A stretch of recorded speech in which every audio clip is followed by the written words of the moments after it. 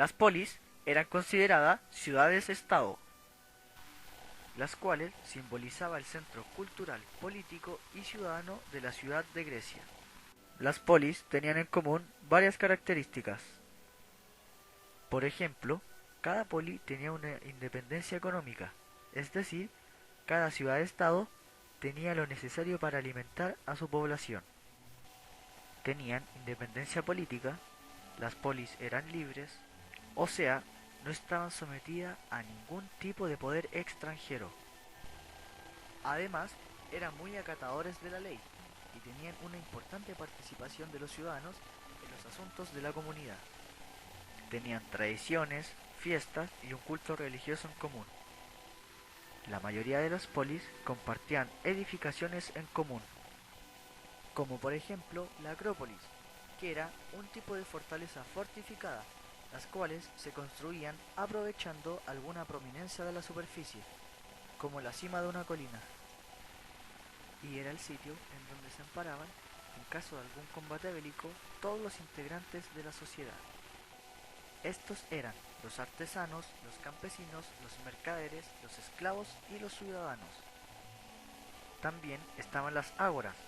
Estas eran las plazas públicas de las polis. Era un espacio abierto, centro del comercio y la agricultura y la política de la vida social de los griegos. Otra edificación eran las murallas defensivas, que protegían la ciudad.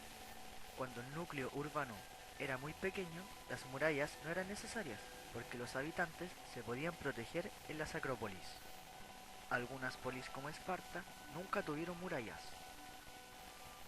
En caso de algún conflicto bélico, los vencedores solían imponer a los vencidos la demolición de todas las murallas y la prohibición de volver a construirlas.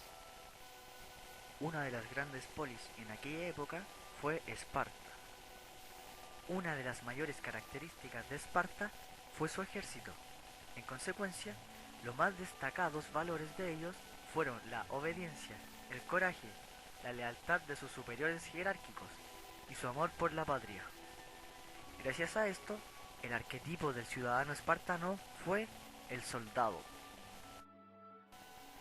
Otra polis importante fue Atenas. Atenas poseía un sistema de gobierno democrático, además de que su educación se enfocaba en las artes, las letras y ciencias. Atenas en el siglo V es la polis con más participación política de los ciudadanos. La economía en Grecia. La civilización griega fue básicamente marítima y comercial. El componente geográfico jugó un papel fundamental, puesto que la zona obstaculizaba el cultivo.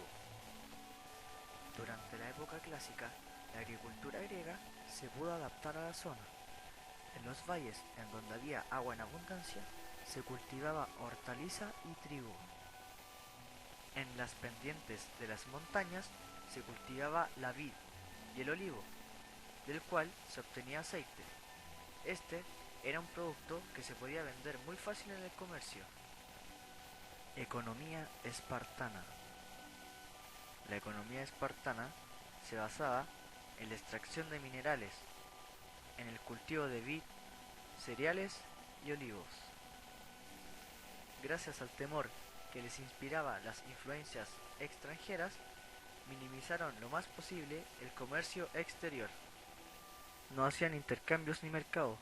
Esto causó que Esparta fuese poliautárquica, ya que se autoabastecían y no aceptaban ninguna ayuda externa.